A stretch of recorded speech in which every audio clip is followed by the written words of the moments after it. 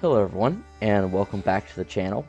So first of all, I'd like to say thanks for sticking around. Sorry about not uploading any videos recently, but me and the family went on a little vacation.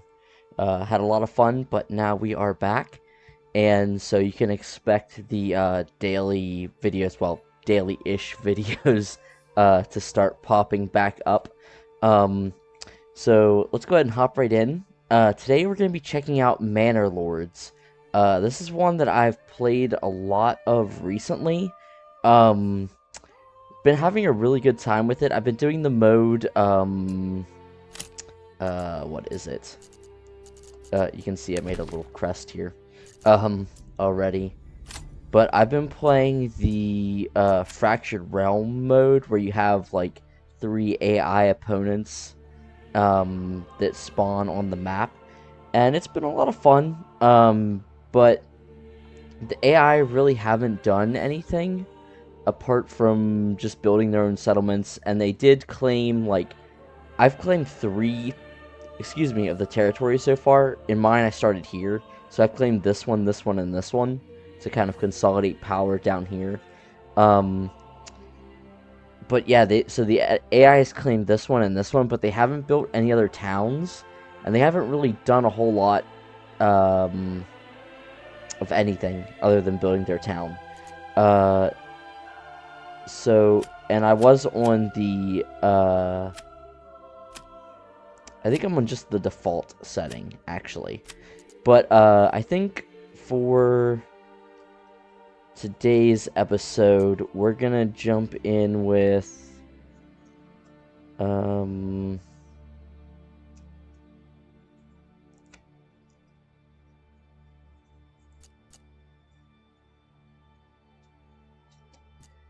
we're gonna just jump into the Rise to Prosperity, I think.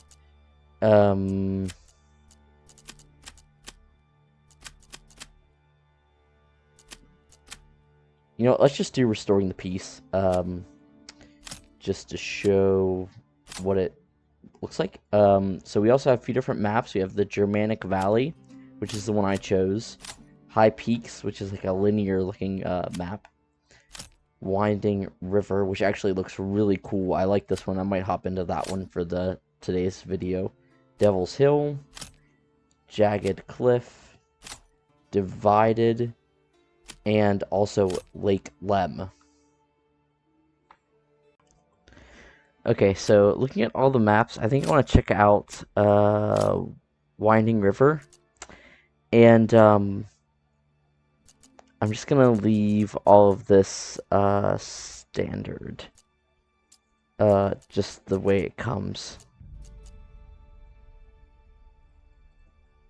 I also will say I've never had a drought or fire during a thunderstorm, so but we'll go ahead and hop right in. Now, I would say I would really like to do a series on this, maybe, and if you guys are really interested in it, maybe we'll do like a mini series, just set some kind of goal and do that. Alright, sorry about that, but here we are.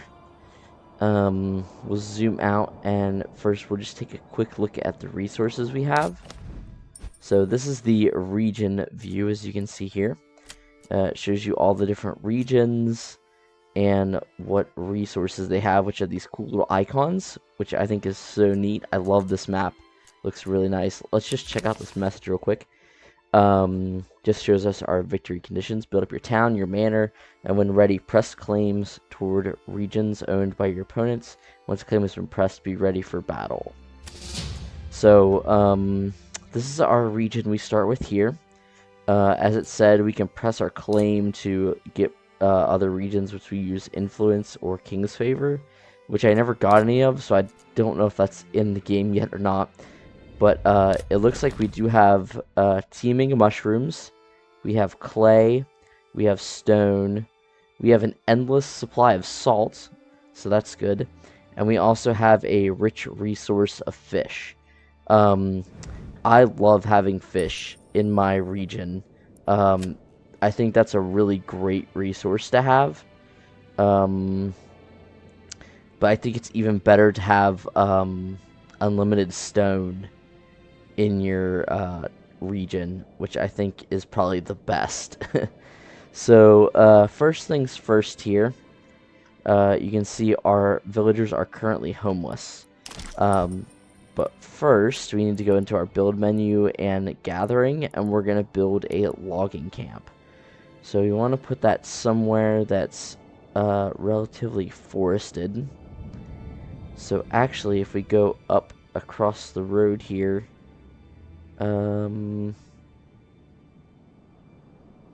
yeah, we'll put our logging camp right here, I think, right next to the forest. And then they should start working on that. As you can see here, it shows our building materials. We have 6 timber, and this is actually kind of neat. It shows you your current surplus goods. So if we click on this, it'll say 8 timber, but when we show the surplus, it shows 6 because we've allocated 2 for the building of our logging camp. So that's really neat. I like that. And then what we're going to do, I think, is go ahead and just we're gonna go ahead and get down our fishing hut, because that's going to bring a lot of food in, and it should sustain our little village for quite a while. So we're gonna go ahead and do that, and we also are gonna need a road. So roads are needed to connect all of our buildings. So, and what I love is that you don't have to build straight roads. That's just really nice to me. So I always make my roads just a little bit wonky. I think it looks a little bit nicer. We are going to tell them that this is the first thing we want them to build, so we're just going to slap that up as highest. And then we'll slap this up to high. So then we can go ahead and come in here. We'll get housing. Kind of interesting how they do the houses in this game. So what you're going to do is you put down points to build an area around where your houses are going to go. So we'll just come in here and we'll put them. We could use the main road as like the main road through our town. So what we'll do is we'll put down a point, and then we'll just drag over, and this is going to be the road front. So your first 2 points are where the house faces, as you can see with the little arrow there. And then we're going to want to drag back, maybe like that. We'll split it. And as you can see, now I'm deciding how many houses go in that plot. So that's actually a little bit big for just 2 houses, so let's go here. And sometimes you kind of have to play around with it. And then it shows you here, so this is your main house. And then this is the backyard where you can tell them to grow vegetables or eventually become artisans like your blacksmith, your armor smith, tailors, that sort of thing. And then this actually here is really nice. I try to make sure all my burgage plots have these. This is actually an additional house, so one family will move into this house, and then you can build an additional one, and then another family will move in there. So right now, this would be enough for 2 families, but we can eventually add on another house there, and that will be enough for 2 more families. Okay, that's just telling us about the seasons and the game speed down here. Now, it might sound kind of silly, but I really like the game to run on this speed, just because when you see the people, they just move so quickly and a little bit odd at the higher speeds, but I'm sure for the playthrough it probably would be better. Okay, so I have heard of your renown. I only seek to defend my rights and my honor against those who would wrong me. I hope you will not judge me by the rumors and slanders that some may spread about me. Signed and sealed by my own seal, Hildebolt von Rute, something like that. So let's go ahead and write back, and let's just say, Sure, let's just tell him you have no rightful claims to Slobitz Hoffensfetten. I'm sure he'll love that. um, okay, so it's the beginning of a new month, the month of March here. Oh, we're in the middle of the month. I don't know why that menu popped up. Usually it pops up at the beginning of the month. But, at the beginning of the month, they have a chance to bring in new families to your town if you have enough houses. And then you also collect your treasury taxes and influence. Okay, so we've got our logging camp up. So the way you assign people to them is you assign families. So we have 5 families in our village. Here you can see unassigned versus assigned. And we can go ahead and let's just plop 2 down, and we'll start getting some logs cut up. And then if you notice here, one of our unassigned family members is leading this oxen, and he transports the logs over to the building sites. From now, he's getting them from our supply stockpiles, but eventually he'll get them from warehouses or from the buildings themselves. So we'll start getting some timber in here shortly, and they'll start working on this fisherman's hut as well. You always want to keep like one family unassigned from these specific workplaces so that you have someone to lead around your oxen and be able to work on construction jobs as they come along. So they're going to start working on those next because it seems like they've gotten the logs to both of these sites. Which this guy here, yep, he should pull out a hammer and start actually constructing. I really like the models for this game. They look really nice.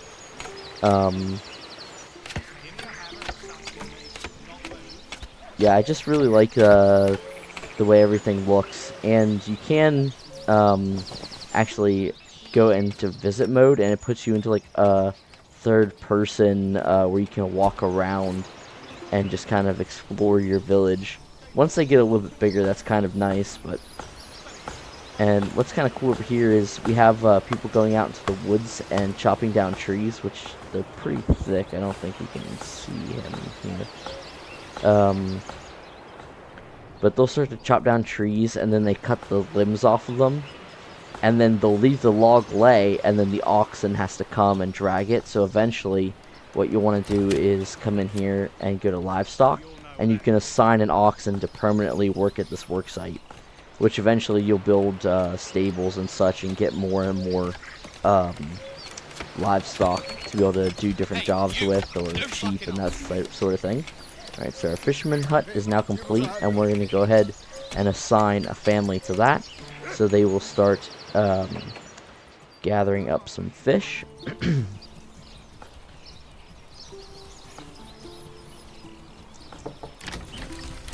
Okay, so we're just waiting on logs to be transported to the houses, and they should be able to go work on that.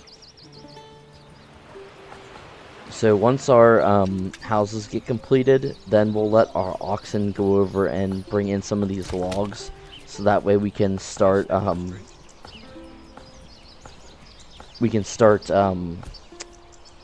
having logs to build other things with. Up here we see our monthly supplies. So you have 2 supplies that you really need every month, regardless of anything you're trying to accomplish. You need food and fuel. Food, obviously, is going to be our from our fisherman's hut right now, as we don't have a lot of people. But eventually we'll be able to also come down here, and we can gather mushrooms from this site down here. We can put a gathering hut, and then we can also do like farm fields, sheep fields, cows and not cows, pigs and goats, and also our little houses in like the backyard area. They can put little farm plots as well that do bring in a little bit of food. In my first town I built, I actually only had a hunting site as a food source for like small game. It looked like rabbits. Um, but that did not bring in very much food at all, and by our like second year everyone was starving to death, which was a little bit unfortunate and kind of a hard start, but I was just starting to learn the game a little bit then. So they've got both logs transported there and one there, so they'll get this one finished and they'll be able to do that. We've got one timber in already. Yep, right there. And looks like he's de-branching a tree, so we'll have another ready here shortly. Yep, there we go. So we can go ahead and build another house. And I think what I'll do is I'll just try and build it roughly the same size as this one here.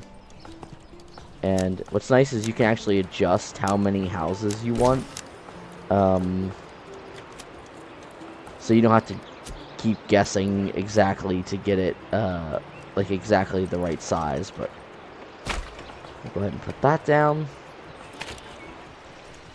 Alright, and now you can see here that the -4 has gone down, or the -5 has gone down to -4 because we got one house built, and then the +2 is, it's really kind of nice that they show this because it shows you how many houses you're currently working on. Also, eventually, you'll get family members joining one of the settlers. This isn't a new family, it's just one individual person, which if you hover over this, you can see our total population. So with our homeless families, we have 6 men and 2 women, and then in our house, we have 2 men and 1 woman. The reason that's distinguished is for our army.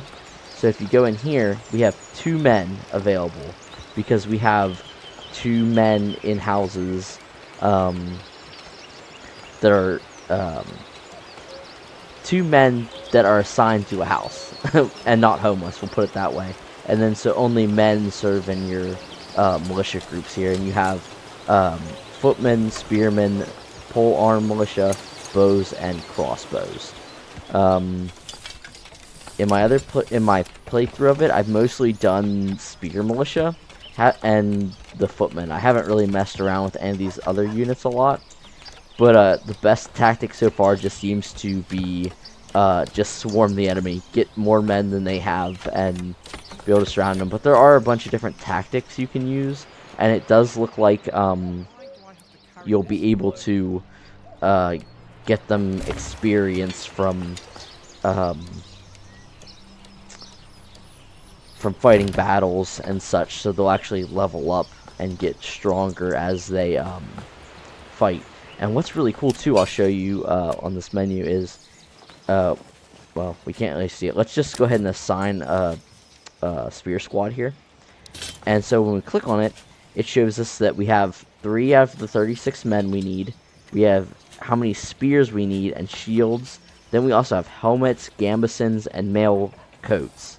So what's kind of cool is once you get artisans and you start producing spears and shields and helmets, that sort of thing, you actually need your blacksmith to make 36 spears and 36 shields and 36 helmets and 36 gambesons and so on to actually fill out your militia squad so they're fully equipped.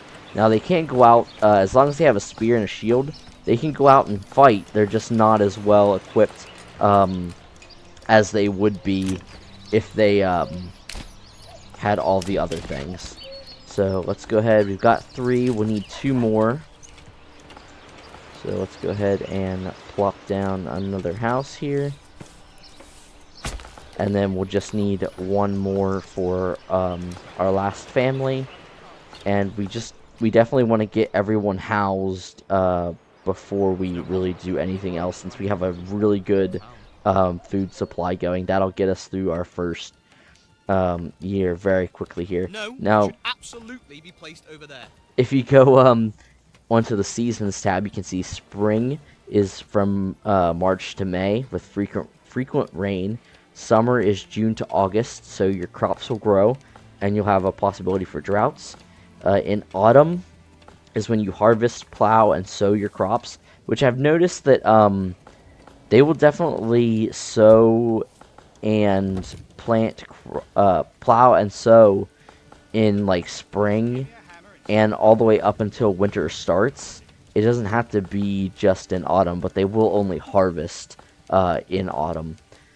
And then winter, you cannot shear sheep, and wild berry bushes become dormant. So definitely during the winter, you can't grow any crops, and the lakes, this little pond down here, it will freeze over and we won't be able to fish anymore. So we'll have to make sure we have a good stockpile ready to go before winter. And up here you can see that right now we have 3 months of food and 9 months of fuel. Also up here we have our livestock, how many of each animal we have. Regional wealth. This was kind of frustrating to figure out in the beginning. At first I thought, oh, well, it's like, kind of like Dwarf Fortress, if you've seen that playthrough, where just the more stuff you have, it builds up your regional wealth. But you have to build a trade post and actually sell things. And it took me a while to figure that out. And then it took me a while to actually get it working. And I found it much easier to, once I actually had some militia units, just to go over, like, to these little outlaw camps and just attack them, because the troops are pretty easy. I mean, one squad of spearmen could take these guys out and probably only lose one man. So that was really nice, and you can either send the wealth to your regional wealth and get more of that, or you can keep it for yourself and increase your treasury, which you need for things like building the settler outpost to claim new regions, and also equipping your retinue soldiers. So that's important as well. But for the first couple times, I just sent it to my regional wealth so I could start getting these backyard upgrades. Because these, you can see here, vegetable garden, chicken coop, animal pens, orchards, and apiaries. And then these are all for your artisans: brewery, blacksmith, bakery, tailor, cobbler, joiner, armorer, bowyer, and butcher shop. So all of them cost regional wealth to be built. And then attacking those bandit camps really helped out with that. And then we have public order and approval. Approval just kind of shows you at a quick glance how well your people like you, but it also shows, if you see here, all our buildings are highlighted in red. That means they don't have the things they would require to be upgraded, these here. So they need either some kind of fruit or grain or foraged good, along with meat, fuel, and church and water access. So I think once we get... Okay, so we're going to build one more house here. And this one, I think we'll build right here on the opposite side. And we'll just kind of make this one just a little bit longer. And then, so once they get that built, we'll have one extra one for a new family to move in. Having more and more families is very important for growing your town. Just make sure you have enough food for them. Okay, so now that we have one extra, let's go ahead and get our well. So this here shows your underground water locations.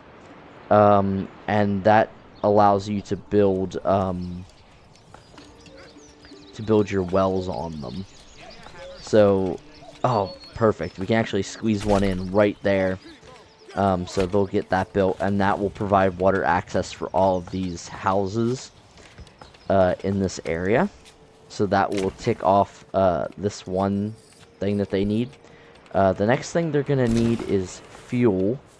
So let's go back into the gathering, and we're going to build a woodcutter's lodge. And we'll just put that right here next to our loggers camp. Actually, let's put it on this side. There we go. and then we'll be able to assign a family to work that, and that will start creating fuel. I found that just having one woodcutter camp um, for a good while until you have a pretty large village actually provides um, more than enough firewood for your town, which is really nice. I was kind of wondering how that would work, but I usually end up having like more than 12 months worth of fuel just with one. Of course, that's also with having the charcoal builder. Okay, so we've reached the small village. So we can go in here and pick an origins. They have a lot of them, and I was very indecisive. And for my first town, I just didn't pick one for the longest time. Now, we do have a rich underground of salt. And that's really about it. Not super happy with our resource points for this one. But let's go ahead and come in here to our farming tab.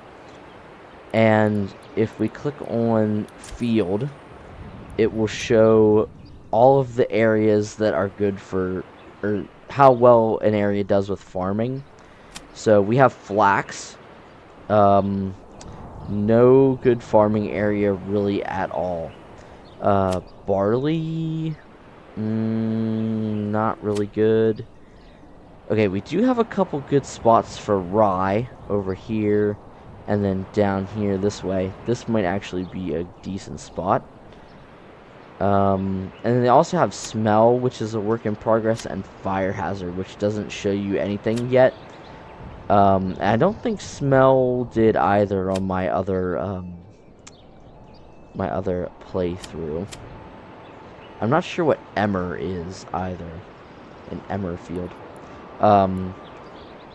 So we don't have a whole lot of farming in this region either. So let's go in and check out what we have here. So we have increased approval from food variety, upgrade small holding, increased success chance for tree planting, hunting hounds, export price on minor trades, capacity for forged goods, improved bowyer, reduced fuel consumption, and increased militia combat effectiveness.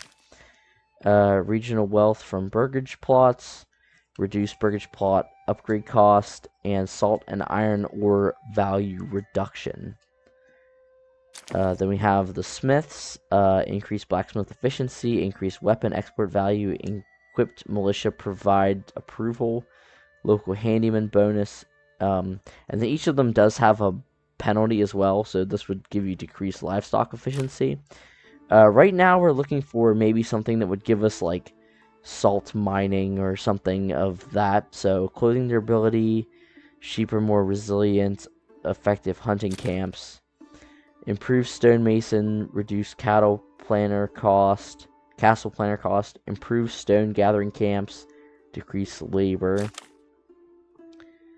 improved armorers, improved mine integrity, mining import discounts, and also effective farming, cheaper animal imports, increased mining labor speed, mining pit, deep mine labor speed plus 20%. So that seems like the only one that might be good. But then we have all artisan workshops efficiency minus 20%, which seems kind of harsh. But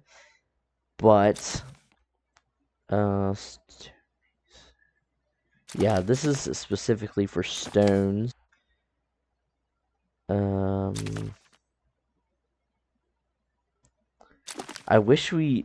think the best resource to have though, as long as you have enough food, is definitely iron. If you have unlimited iron, like that's amazing, because unfortunately my other one, all three of my territories that I have, none of them have the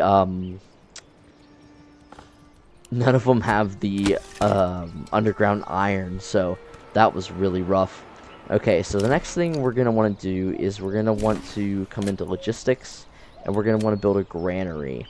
This is going to give us somewhere to store all of our food. We'll just place that down there. And then we're also going to want to build a storehouse. And this is going to give us a place to store all of our goods, like our firewood, and building materials, tools, anything of that nature. Now, unfortunately, we do... Oh, shoot, I forgot completely to assign a family... Oh, they're not done that, that's why. Okay, let's get that built. See, this is what happens when I let time run too fast. Okay, now let's go ahead and assign a family to this, and we'll get that up and running. And I think we can go ahead and take one family off of there for now. Oh, perfect, we had a family move in. So we've got our granary completed. We'll assign someone to that. So they're going to set up a market stall, which we can go ahead and put in... What is that under? Residential. Yeah, marketplace. So again, we're going to designate an area. And you know what? Let's just do this little section here. Actually, probably doesn't need to be quite that big.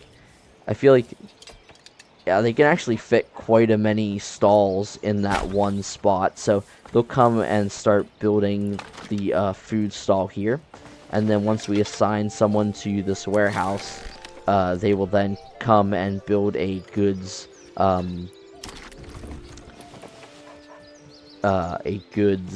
stall for that as well. So we're just going to put in one more house here, so we have room for another family to join us. We're going to bump that up to high so they get working on that, and they should be able to start stocking up on firewood pretty quickly. That was my fault. I just completely forgot and let time run. Now, some of our buildings do have upgrades. This is just a larger granary, and there's one for our storehouse as well. And then we have an upgrade for our well that allows us to give water to more of our houses. So that is pretty nice. We do have 6 months worth of food. And then also with our some of our gathering places, you can come into advanced here, and it'll say fish per pond 112. That's how many fish we want to leave in this pond at any given time. I usually leave it at the default until, like, if we would get into a pinch where we just don't have enough food and are running low, and then I'll bump it down.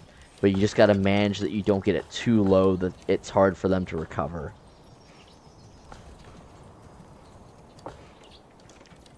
Okay, so they're working on getting that up and running. The next building we're going to want to get is under gathering as well. We could go down and have them build this mushroom gathering, but it's so far away. I feel like they're going to spend a lot of time running back and forth, so I think we're going to hold off on that for a second. So what we'll do is we'll get the forester hut in. And this will actually allow us to start replanting some of these trees that we're cutting down. We'll just put a little zigzaggy road in there. We've got a new message. A strong militia is paramount to the survival of any settlement. Luckily, a shipment of weapons has just arrived, and you will now be able to create your first militia banners to serve you and protect your people. However, we will need more weapons to equip all of the people as the settlement grows, either by making them or importing them from other lands. Alright. So, yep, we've got... Okay. So we've gotten 20 spears and 20 shields. So that will allow us to arm up our militia. And you can see they're actually going to grab those from the new warehouse that we've built and take them to their homes. And they'll actually store them if you get a general. Is it general? Ah, residential. So this house has 2 spears and 2 shields, which they all should at the moment. But then you can also see, do they have gambesons and mail or any other weapons stored in their house. Okay, so we'll bump up time a little bit more. We'll assign someone to work this warehouse. And as you can see, they've finished building the common goods and the food stall. So they'll bring food from the warehouse, or they'll bring supplies from the warehouse and the pantry. Excuse me, I just cannot talk today. The warehouse and the granary, and have some of that available at the market to sell to the people in our town. Okay, so they're working on that. So once we get another family moving in, since we have one house available, they'll be able to take over at this forester hut. Okay, so let's see. Next thing, I'm not really worried about mining the salt yet. Next thing we should do is probably get a trade post. And we're just going to plop that down right here next to our market. Like so. Oh, perfect. We have a new family moving in. So we're going to assign them to our forester's hut. And we have 7 months of food. And we're already up to 6 months of fuel. So, what we can do is come in here. And if we click on this, which we need planks. We don't have... Ah, that's right. We'll go ahead and have them build a saw pit. This will let them start sawing our logs into planks. So they're working on the trade post pretty quickly here. Just need a couple more logs. And it looks like we are doing quite good for timber, so no big worry on that. But yeah, it's kind of nice just to zoom out and kind of every once in a while just look at your town and see how it grows and kind of shapes. That's why I don't like using the straight roads, because it looks kind of nice to have your houses a little bit crooked or off-center from each other. As opposed to like Dwarf Fortress, where sometimes I just try to get everything look nice and straight and even and symmetrical, but here I think it looks better to not do that. And we'll also tell them to go ahead and put we'll just do a couple houses. We'll fill out this section here. And what I like is it doesn't have to be perfectly square either. It will conform to the road. What's going on here? We have more than enough.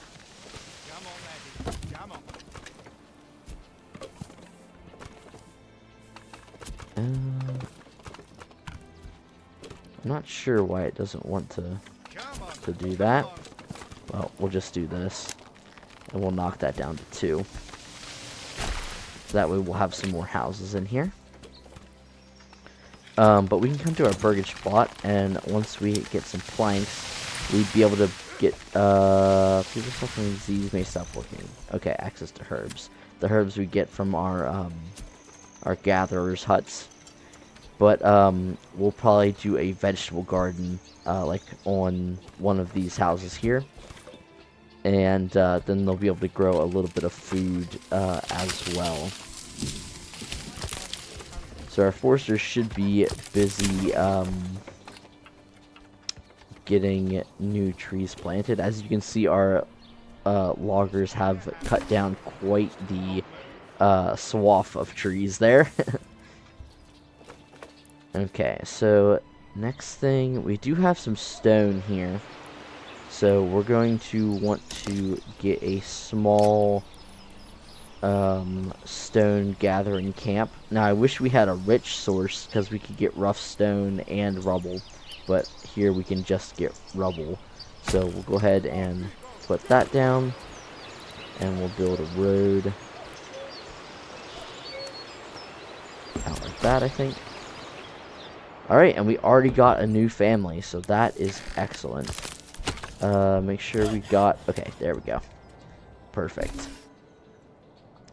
Okay, our stone gatherers camp has been finished, but we're gonna have to wait again until we can get another family in here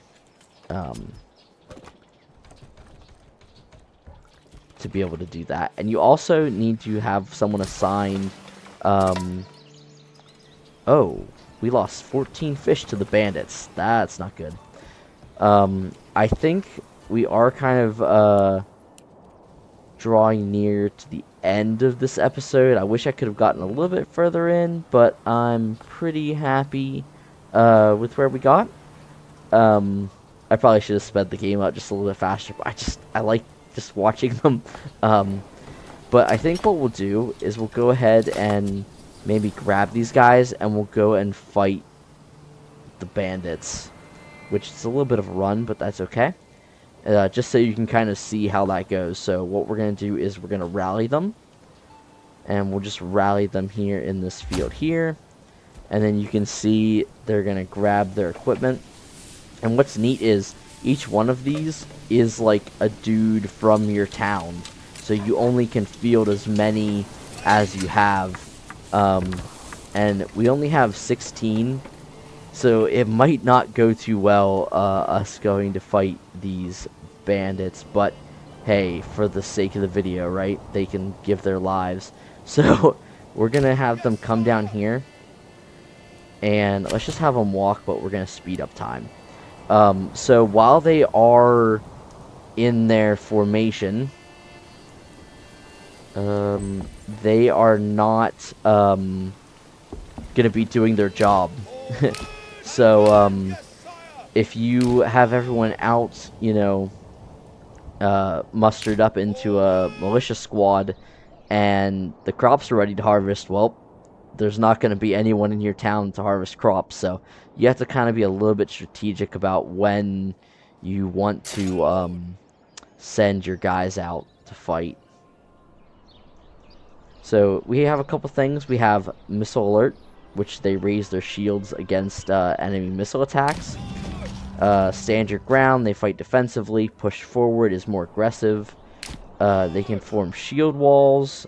They can, oh, whoops, whoops, I was not paying attention. So let's have them fall back here, actually. And we're going to form up a little bit, because we're only at 94% effectiveness, and they're at 106. So we don't want to charge at them yet. We want them to kind of come towards us, and hopefully they'll lose a little bit while we're up at 106. Perfect. Okay, we're going to charge in, and just kind of watch and see how our guys do here. So we've got 16 against their 18. I feel like we're just a little bit better armed than they are, so we should be able to win this fight. A little bit more... Oh yeah, we've already killed one of them.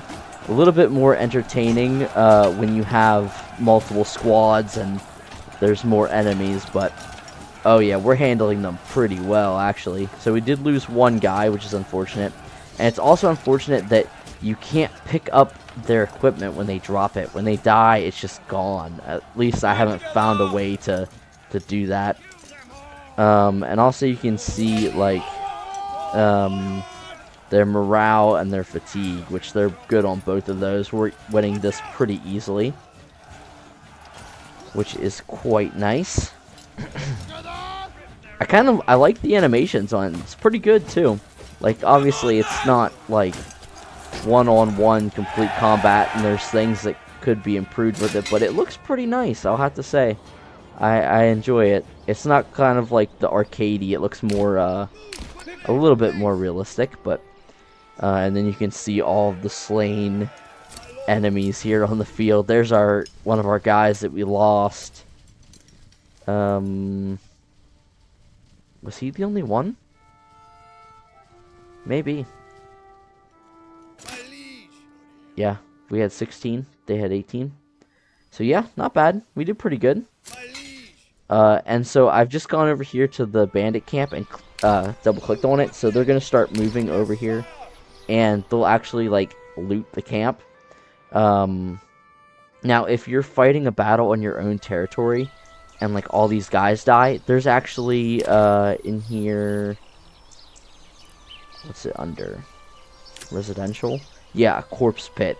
So you have to build that and place someone on it, and then they'll actually go and bury all the corpses, or it can spread disease and make your people sick, and they also just lose morale. Okay, so here we go. We've looted the camp. When searching through the enemy's belongings, you find a stash of goods.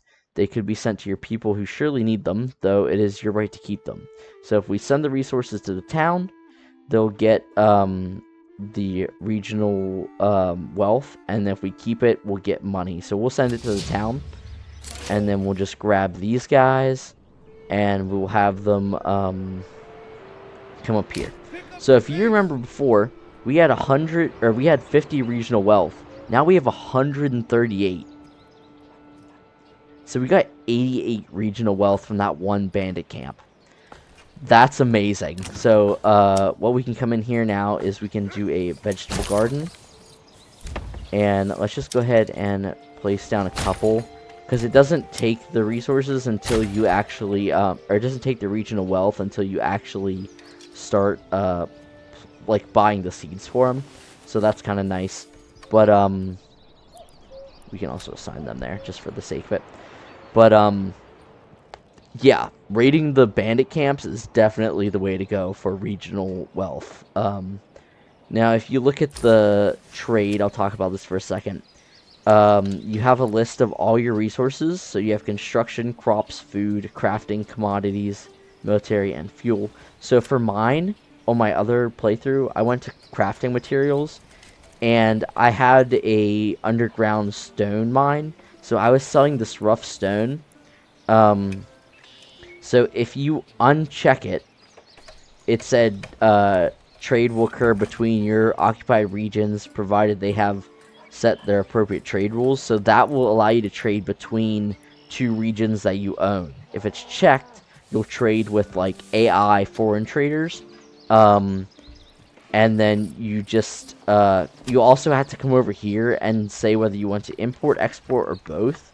I didn't realize that at first. I didn't see this at all. I just saw, oh, rough stone, unchecked, or checked. Okay, I'm getting 3 and I'm paying 13 for it. And then you can also purchase trade routes, which allow you to get, like, a trader more often.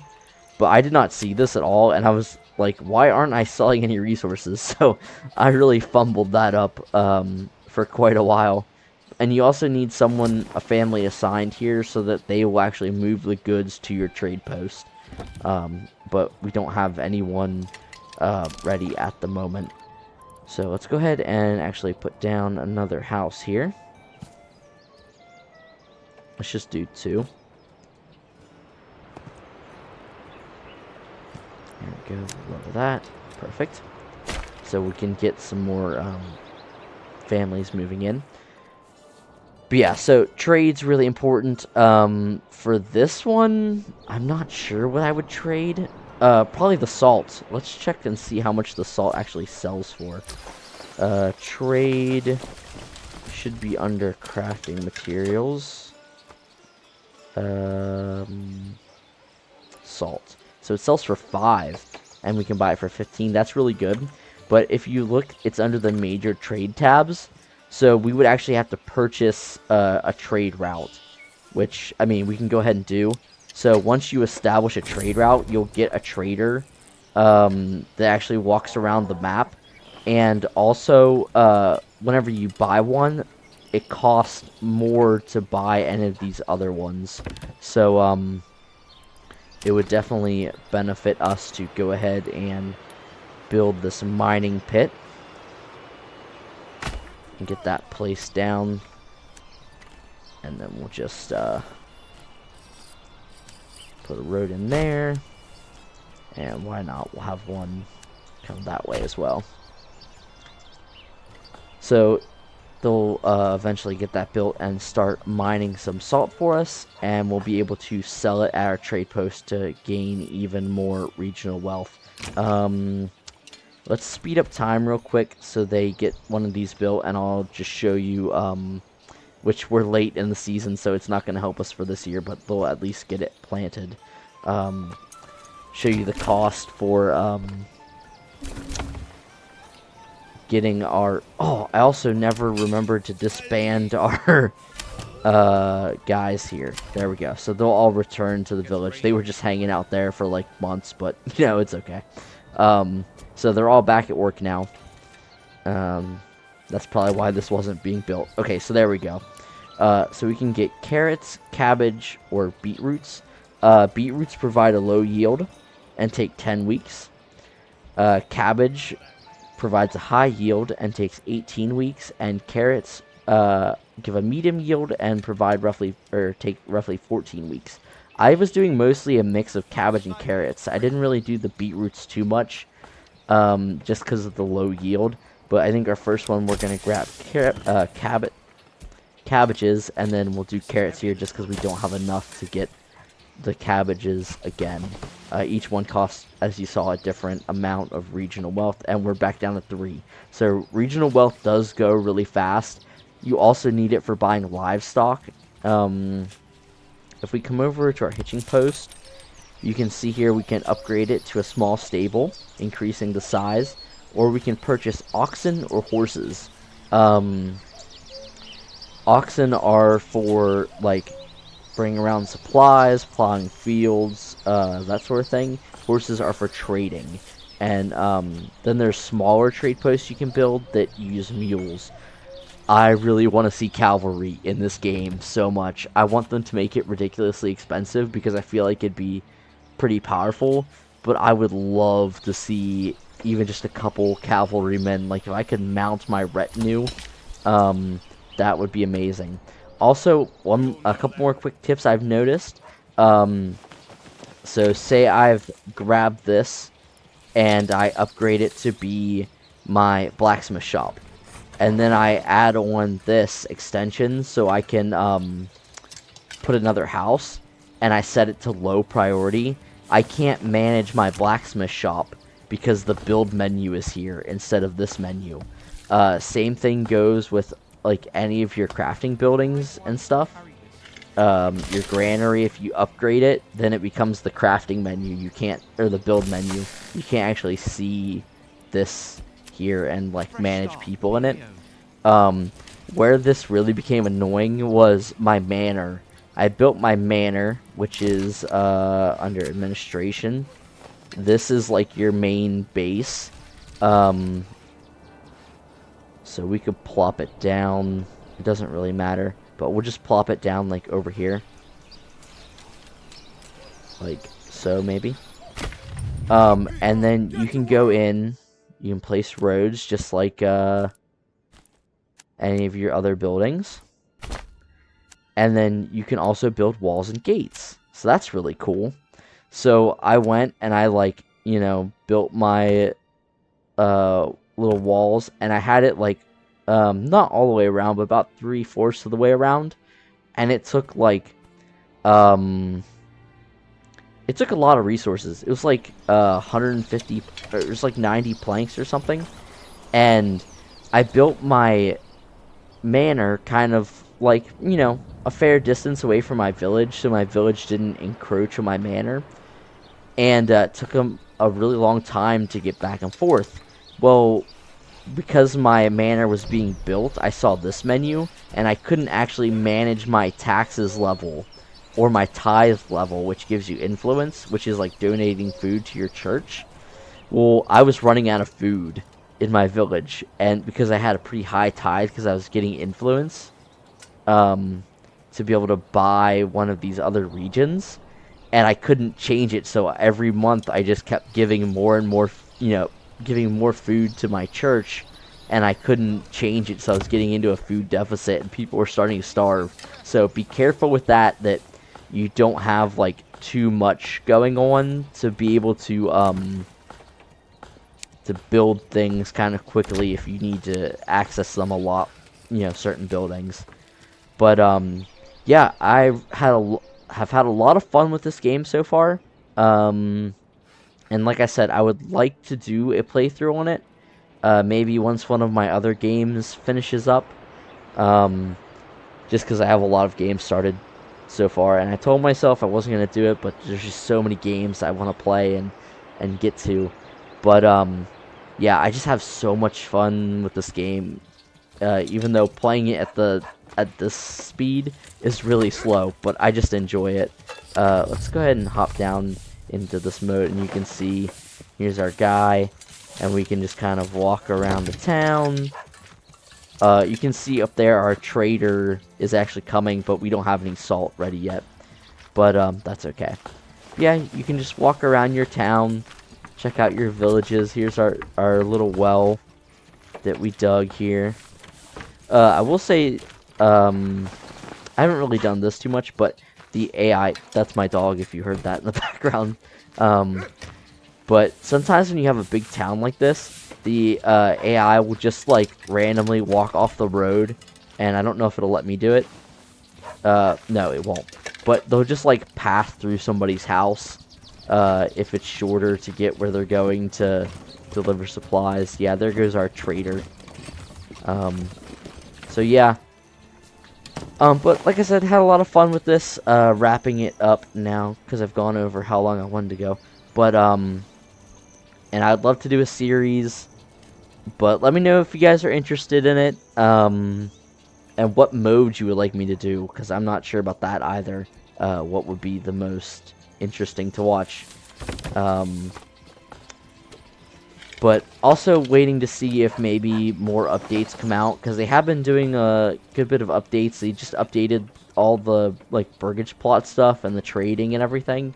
So it'd be interesting to see what the next major update is. But yeah, like always, guys, thank you so much for watching. Thanks for sticking around, even though I haven't put any videos out. They're coming back. So, thanks for watching, and I will see you guys in the next one.